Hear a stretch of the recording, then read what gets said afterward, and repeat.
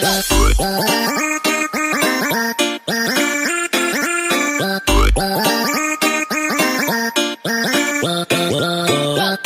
guys! So welcome back again sa aking channel. So this is Tips Me, So ayan, before that tayo mag-start guys, kailan ba kami nagkikita or nagkikilala ni Barbie Rider? So si Barbie Rider guys is a part of Bukid Squad. Yan. So nakita kami first is doon sa, ano ba yun? Bukid Squad siguro yung outreach siguro yun. Yes, doon kami sa, basta sa south na area, doon kami namasyal. Kasama ko po yung mga Bukid Squad. Tapos nagsama din kami doon sa kanyang birthday. Tsaka alam nyo guys, yung pagpunta namin dun sa birthday sa papa ni Barbie Rider is, yun po yung videos na pinakamalaki sa aking YouTube channel. So nagpapasalamat po ako kay Barbie Rider dahil malaki po yung views ko.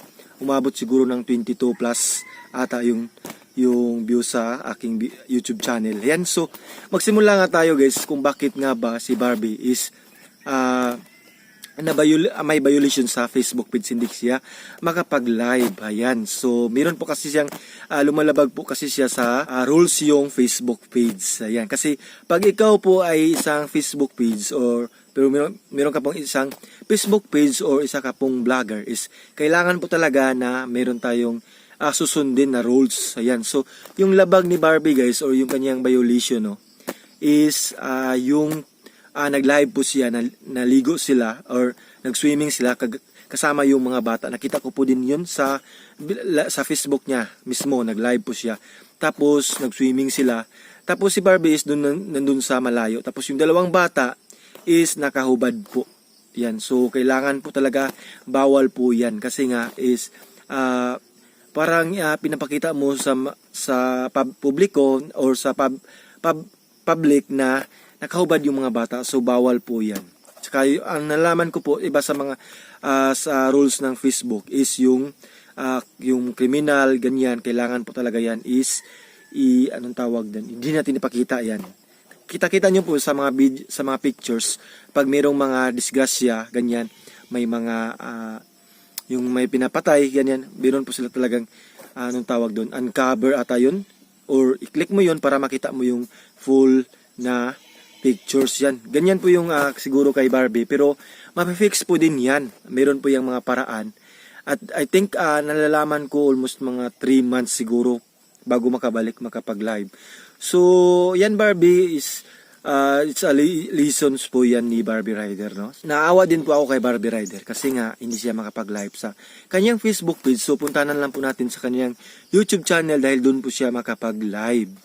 Ayan guys, so sa Facebook page guys, pwede tayo makapag-upload ng music. Yan, kasi nga, pag nag-upload po tayo ng music sa Facebook, tapos maka-copyright po tayo, is automatically, yung Facebook is mag-unmute or kukunin nila yung music. Yan po yung Facebook. Napaka-strict po yung Facebook. Hindi kagaya ng YouTube channel, is pwede tayo makapag-upload ng mga music, pero mayroong sharer. Pwede tayo mag-share, meron silang revenue yung own ng music. Pero sa Facebook guys is mute, anong tawag nun? I-mute po nila, no? Kasi meron ako nabasa sa aking Facebook page dahil mahilig po talaga ako gumamit ng mga music, no? Pero alam nyo guys, ginagamit ko po yung music only mga seconds lang. 15 seconds, 30 seconds, hindi ko po ilagpas ng mga 1 minute. Kasi baka maka-copyright claim po tayo niyan. At saka hindi naman po automatically maka-copyright claim kasi yun nga yung Facebook is automatically mag-unmute or kinukuha nilang music. Kung makita nyo po, pag mag-play kayo ng video, is mawawala po yung music background. Kasi nga is automatically i-unmute po yan ng Facebook page. Ayan, balik po tayo kay Barbie Rider, no? So ayan, lesson learned po sa ating mga co-vlogger. Yan sa mga small YouTuber, small vlogger, no? Nagsisimula pa lang mag-vlogger, no? Ito lang yung tips ko sa inyo. Kung mag-upload po tayo ng mga videos, kailangan walang bata, at saka wala yung mga malicious, ano yung tawag doon? Scandalous na mga, may gagawin na mga scandalous or yung mga naghuhubad, ganyan, magtupis, ganyan, makita yung mga tutoy natin, ganyan, huwag po. Kasi minsan nakapag-upload din po ako ng nung naligo po kami, kasama ko po yung mga anak ko. Sa YouTube po 'yun. Yan. So sa YouTube guys, experience ko sa YouTube, dun nag-upload ako, naligo kami dun sa near sa aming lugar dun sa Katmon. Naligo kami sa ilog, ilog ba 'yun? Dagat, yes, dagat. Tapos yung mga anak ko is naka-short lang, hindi nakapag sinina. Ako lang po yung nakabihis. Tapos guys, alam nyo ba na hindi pwede pala na makita yung mga bata nga hindi naka-dress, no? Siguro ganyan po yung ang Facebook page, no? Yan po yung isa sa mga violation natin. Kailangan natin na mag-igmat or double check natin kung mayroon bang yan. Pag mag-live po nga tayo, wag natin pabayaan yung ating Facebook, yung ating camera or yung ating feeds na mag-live tayo tapos mayroong dadaan na bata na nakahubad. Yung kasi kay Barbie Rider guys, nakita ko po kasi talaga.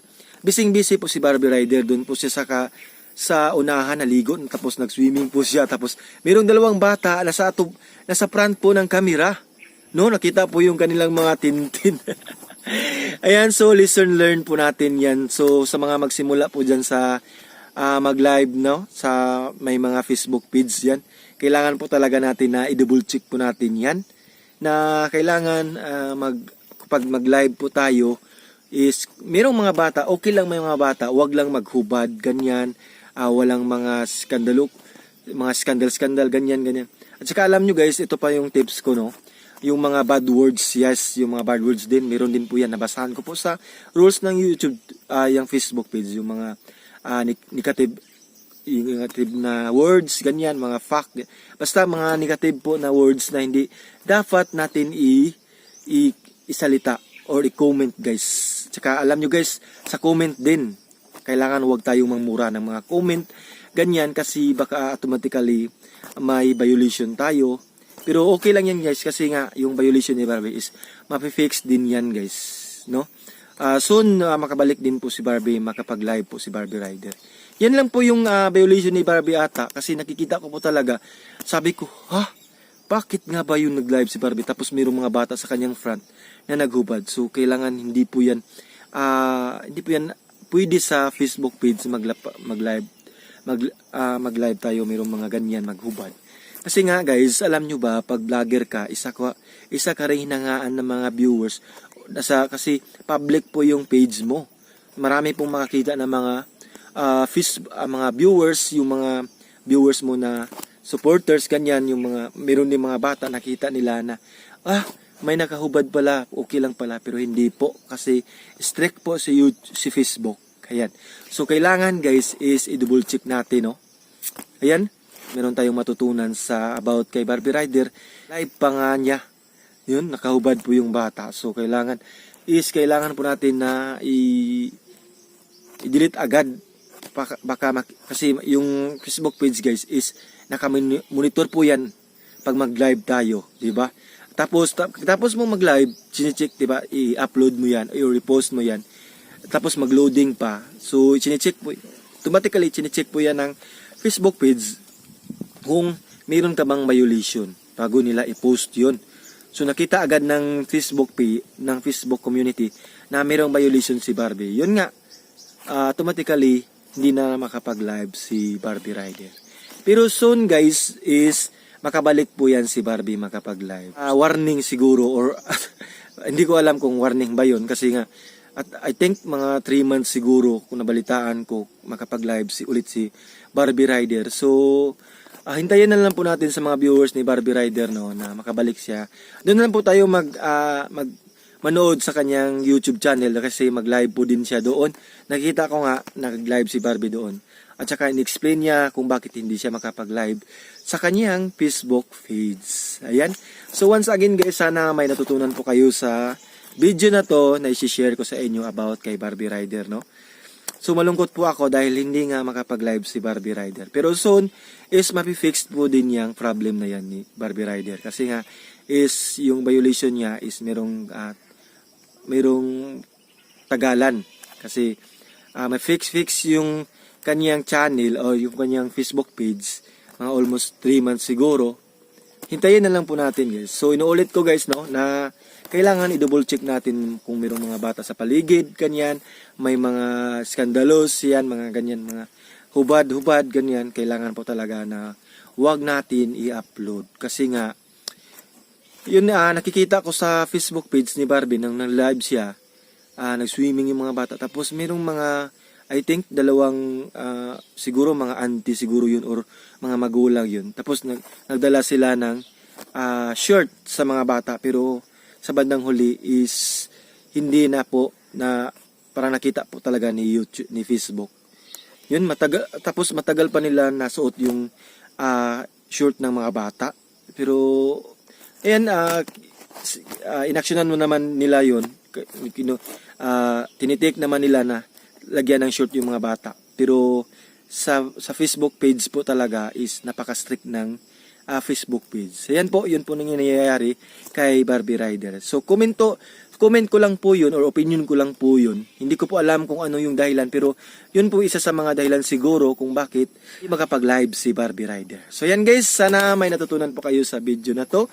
Keep safe always po and God bless. Once again, this is Tips Mio. For more videos, please subscribe and follow me on Facebook page. So yan, maraming salamat guys at saka magandang araw po. Thank you for watching. Ingat po kayo palagi. Bye-bye.